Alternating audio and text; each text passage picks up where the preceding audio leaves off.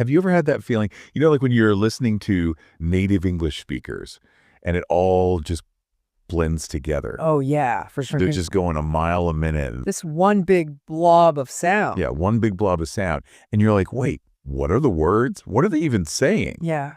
And that is exactly what we're going to tackle in this deep dive today.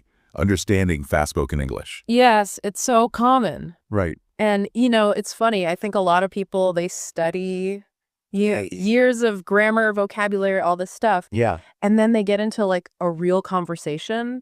In the wild? In the wild. And they're like, what was all that studying for? Totally. Totally. I can remember feeling so lost, even after, what I thought was a decent amount of preparation. Right. Because you think, oh, yeah, I've been watching movies. I can understand the news. Yeah, scripted English. Exactly. That beautifully enunciated, perfect English. Right. Then you have a conversation with somebody in a cafe.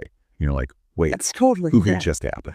Yeah, yeah. So our mission today for you listening is to help you, equip you with some strategies to tackle this. Yes, we want you to feel so much more confident when you're in those real-life situations so you can really enjoy those conversations.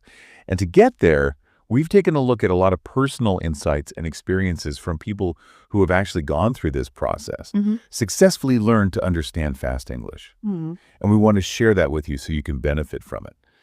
So where should we even begin? When you're feeling kind of lost in the world of fast English, where's the first place to start? I think one of the biggest things is really looking at unscripted content. Okay, unscripted content. Now, this is so interesting because I think sometimes when we're learning English, we can get caught up, watching a TED Talk or a beautifully produced movie. Oh, totally, totally. And that has its place. Yeah, for sure. But it can lull you into a false sense of security. Totally. And the way that people talk, it's so different than that perfectly polished kind of, presentation style English. It's quicker, more spontaneous. Yeah. So for our listeners out there, what kind of unscripted content should they be seeking out? Reality shows are good. Reality shows. Yeah. I mean, I know it sounds silly, but they're really... Oh, they're gold. Yeah. They use so much like real language, and they're not trying to, enunciate perfectly for a learner. They're just being themselves. Yeah. And I think that is so valuable when you're trying to get used to the actual sounds of English. Yeah. Because it's so different. I remember when I first tried to watch a reality show in another language, like I understand one word out of every 10. Yes. And it feels overwhelming, I think, at first. Completely overwhelming. But it's like getting used to a new style of music. Okay. So if you've never listened to, let's say, jazz music before, or like, heavy metal, and then you hear it, it just sounds like noise. But if you keep listening to it, you start to get used to it. You start to pick out the patterns, the instruments, the rhythm. So for our listener right now, maybe feeling a bit overwhelmed by the prospect of watching a reality show or listening to a very fast-paced podcast, what would be a good starting point for them to kind of ease into this unscripted world? Travel vlogs. Those are really good. Travel vlogs, okay. Yeah, because they're usually speaking in kind of an unscripted way about their experiences, and you often see a lot of like casual language slang. Sometimes they mumble a bit. Right. And it's a really good way to get your ear used to just how English sounds. In a real setting, yeah. Yeah, when people are just being themselves. It's almost like a training ground for your ears Yeah. to just get used to, okay, this is the rhythm, this is how people actually talk. It's like training a muscle, Exactly, yeah. If you go to the gym, you can't just like lift a huge weight the first time. You have to work up to it. You have to work up to it, exactly. And you have to do it consistently as well. Yeah. And another thing that's really important is getting exposure to lots of different accents. Different accents, yeah. You don't want to just get used to one way of hearing English. Yeah. Because there's American English, British English, Australian English. So many. So many. I remember when I first started traveling, I was shocked at how much, even within, the UK, it can sound so different. Huge variation. And I was like, wait a minute, I thought I understood English. Totally. I mean, I'm sure if you've ever encountered someone with a strong regional accent, it can feel like they're speaking another language. Totally. Yeah, so it's really important to get that variety in there. So that you don't get caught off guard. Yeah, exactly. I remember hearing someone say, they were Australian, and they said, I reckon we should grab a cuppa. Oh, yeah. And I just stared at them blankly. I had no idea what they just said. It takes a while to adjust. It really does. But then you start to pick it up. And this is another interesting thing that starts to happen, I think. The more comfortable you get, Yeah. you start to almost be able to predict what someone's going to say next. Oh, yeah. You get into the rhythm of the conversation. That's anticipation. Right. Anticipation, yeah. And native speakers do this instinctively. They're always kind of like 3 steps ahead in the conversation. Totally, totally. And they do it without even thinking about it. It's just, years of hearing these patterns in language. So for our listeners, what are some concrete examples of this? What are some things that they can start to anticipate? So like if somebody starts a sentence with, I'm so hungry, I could. Eat a horse. Eat a horse, exactly. Or devour a pizza. Right, yeah. Your brain already has these common phrases stored. Right.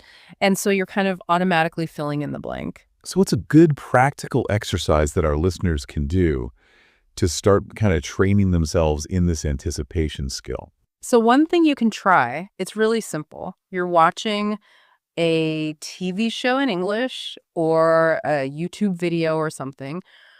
Pause it after a sentence or two. Okay. And then try to predict what the person's going to say next. Ooh, okay. And you might get it wrong at first, but over time, You start to get the patterns. yeah, you start to see the patterns. That's a great tip. So give us another concrete example for our listener. Like, I'm watching a TV show, I've paused it. What kind of sentence might I be trying to anticipate? Okay, so if somebody says, I didn't set my alarm last night, so this morning, Oh, you missed the bus. I missed the bus. Yeah, I woke up late, all these things. And you don't have to hear every single word. Right. You're already kind of getting the gist. Right, because you're already thinking ahead in terms of, okay, what would be the logical consequence of not setting your alarm? Exactly. You're following the flow. You're not translating every word in your head. Right, and this is so valuable because it helps you to not get bogged down in the details and really focus on the overall meaning. Totally. Yeah. And it helps with speaking too, Well, how so? If you can anticipate what somebody's going to say, Right. it makes it easier to respond. You can be ready with your response. You're not just kind of scrambling in your mind, It's exactly. trying to come up with Yeah. perfectly formed response. You're already there. Yeah. Now, let's talk about how words actually sound, Okay. because I think this can be one of the most confusing things for English language learners. Yeah. It feels like native speakers, when they're talking fast, they're just kind of like smushing the words together. Yeah.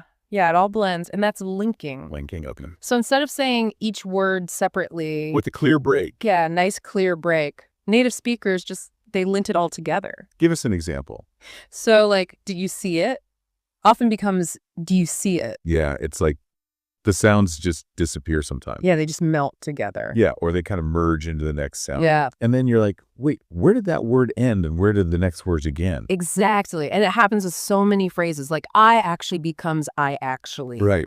And if you're not used to it, it can sound like a totally different language. Okay, and then we also have the issue of dropped sounds, Oh, yes. Yeah. which seems to be very prevalent in certain accents. Yeah. So particularly in British English, Mm-hmm. you might hear the H sound at the beginning of words like his or her just get dropped. So, for example, So in his hand might sound more like in, is, and. it's like certain letters are just on holiday. Yeah. They're taking a break. Yeah, they're like, I'm out of here. Exactly. Yeah. So for our listener who is dealing with this, of the words being smooshed together, sounds being dropped, Mm-hmm. what's a good approach for them? How can they start to get comfortable with that? I think the best thing is to actually try mimicking it yourself. Mimicking it. Okay. So even if it feels strange at first, say things like, what you doing instead of what are you doing? Or I don't know instead of I do not know. So you're training your mouth Yeah. to make these new sounds. Yeah. And to understand where the sounds connect and where they maybe get dropped. So active listening is not enough. You have to actually actively Yeah. Use your muscles. use your muscles, use your speech Yeah. to really get it. Exactly. Yeah. Okay. And then what about, those little words and phrases that kind of pop up all the time in conversation? Like Oh, the fillers. the fillers. Yeah. Like, or at the end of the day, At the end of the day, what role do those play in fast spoken English? they're really interesting because they're kind of like the glue Oh, that holds the conversation together, gives the speaker a little bit of time to think right. about what they want to say next. Right. And it also helps to create a rhythm in the speech. So even though they might not carry a lot of meaning, Mhm. they are actually really important They're really to important. kind of get that natural flow. Yeah, for the rhythm. Yeah. And sometimes they can signal like a shift in thought or Yeah. Emphasis. emphasis. Yeah. Okay. Totally. So it's all part of, again, training your ear to hear these things. Yeah, it's all about the rhythm. And if you can start to become aware of these things, the linking, the dropped sounds, the fillers, Yeah. it starts to make the whole thing less overwhelming. It's like a code that you're starting to crack. Yeah, exactly. Now, another thing that can really trip people up Mm-hmm. is contractions and reductions, Oh, yeah. because it feels like words are just vanishing Yeah, they're disappearing. left and right. Yeah, yeah. And if you don't know what to listen for, you can really miss a lot of meaning. Totally. And they're so common in everyday English. So common. So for our listener, give us some examples of contractions and reductions that they're likely to come across. So the classics, gimme that becomes gimme that. Yeah. Wanna, going to, gonna. You hear this all the time. All the time. Oh. Okay, and then they're the ones that are a little bit trickier, Yeah, the sneaky ones. sneaky ones. Yeah, so like can become let me. Trying to can become trying to. And these are, again, all ways to just make the speech flow more easily. Yeah, it's all about efficiency, right? Efficiency, yeah. And so it's not that native speakers are just being lazy. No, not at It's that they're trying to find the most efficient way Yeah, it's a natural evolution of language, I think. to communicate. Yeah. Right. So what's the advice then for our listener who is trying to get a handle on these contractions and reductions? What's the most practical thing they can do? Practice them yourself. Practice. Okay. Yeah, yeah. So instead of saying, I do not know, Right. say, I don't know. Even if it feels a little weird. Yeah, even if it feels a little awkward at first, it's the best way to train your ear to hear them when other people say them. So you're training your ear through your own speech. Exactly. Yeah. Interesting. Yeah. Okay. And then once you start doing that, you'll start to hear them Oh, everywhere. everywhere. In movies, in songs, in podcasts. Yeah. It's like a whole new world opens up. Yeah, you're like, oh, that's what they've been saying all this time. And it also makes you sound a lot more natural Totally. Yeah. when you're speaking. It's like you're blending in with the rhythm. Now, one thing that can be really challenging is that when we learn English in textbooks, Right. it's all very perfect. Beautiful sentences. Beautiful sentences, yeah. Yeah. But then you get out into the real world and you realize that people don't actually speak in perfect sentences all the time. Yeah, not at all. And that's a big difference between textbook English and real life English. Yeah, it's much more fragmented. Yeah, lots of pauses, unfinished thoughts. Changing direction mid-sentence, Yeah. which can be so confusing. Totally, totally. But think about it. Do you always speak in perfect sentences in your own language? No, not at all. No, exactly. You start one way, you change your mind, Yeah. it's just natural. So give us an example for our listeners of how a textbook perfect sentence might differ in its kind of like real life, fast spoken version. Okay, so textbook sentence, I will attend the meeting tomorrow because it is important to discuss our objectives. Right. But in real life, it's like, yeah, I'll go tomorrow. We need to talk about those goals. Right. Or instead of saying, can we discuss this matter now, as I believe it is quite urgent, Right. you might say, so this thing, can we, urgent. Yeah. Urgent, yeah. And it sounds crazy, Yeah. but that's how people talk. Yeah. So the key takeaway for our listener here is Yeah. don't get caught up waiting for the perfect sentence. Yeah. Just focus on the meaning, the overall flow. Exactly. And also pay attention to things like tone of voice. Tone of voice. Yeah, facial expression. In the language. Yeah, all those things that can help you fill in the gaps. Right. Because a lot of communication, It's not just the words. it's not just the words. Yeah. Yeah. And so, it's good to remember that even native speakers We don't always get it right either. don't always get it right. Yeah, we don't speak in perfect sentences all the time. And that's okay. It's okay. It's about conveying the idea. Yeah, exactly. Now, finally, understanding fast-spoken English isn't just about the words. No. It's about the culture. Yeah, the cultural context. And this is where things can get a little tricky Totally. because sometimes a word will have a meaning, Yeah. but then in a certain cultural context, it means something totally different. Right. And that's where idioms and cultural references. Idioms, oh my gosh, yes. Yeah, can be so confusing. So confusing. Because if you try to understand them literally, they just don't make any sense. So give us an example of that. So, like, it's a piece of cake. Right. If you don't know that that means something is easy, you would think somebody's talking about actual cake. Right. And you're like, wait, we're not having cake? What's going on? Yeah. Or like, break the ice. Right. That doesn't mean you're going to get a hammer and smash some ice. That means to start a conversation, you know? Right. To make people feel more comfortable. Yeah. Okay.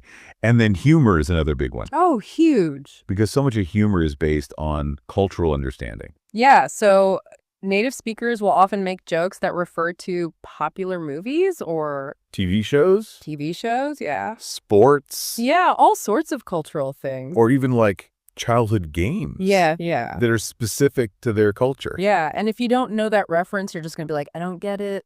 Yeah.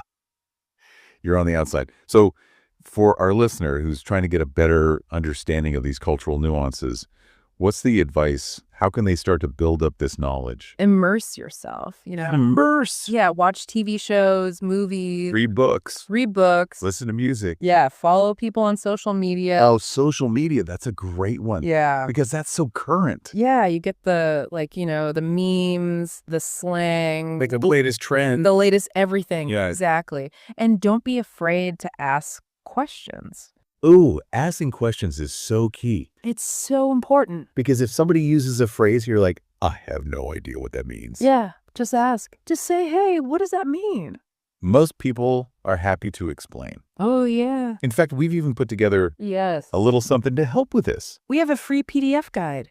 Ooh, a PDF guide. Yeah, specifically for common cultural phrases that native speakers use. That is so useful. Yeah, it's really helpful. You can find the link in the show notes or description. Definitely check that out. It will really make a big difference. Yeah. Because once you start to understand these cultural references, those fast conversations Yeah. become a lot less intimidating. It's like you're putting the pieces together, Yeah, you know, like a puzzle. you're getting those missing pieces. Mm-hmm.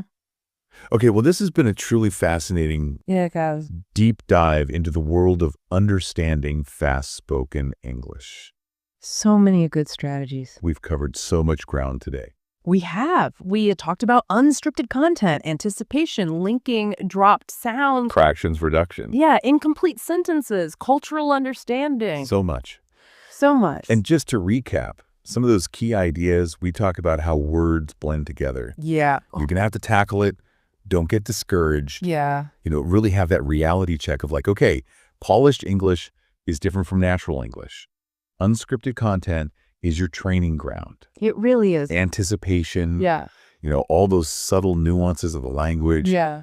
And just really that feeling of piecing it all together. It's like a puzzle. So remember, learning to understand fast-spoken English is not just about recognizing individual words. It's about understanding the flow, The culture. the Yeah. music of the language. Yeah. Yeah. And practice. Patience. So important. Those are your best friends. They really are. So keep at it. Yeah. Don't forget, grab that free PDF guide. It will really help you to reinforce everything that we talked about today. Yeah. And remember, the more you understand these nuances of fast-spoken English, the deeper your connection will be, Mm-hmm. not just with the language, but with the people Yeah. and the culture. So until next time, keep learning, keep exploring, keep diving deep. Absolutely. We'll see you soon. See you later. Bye.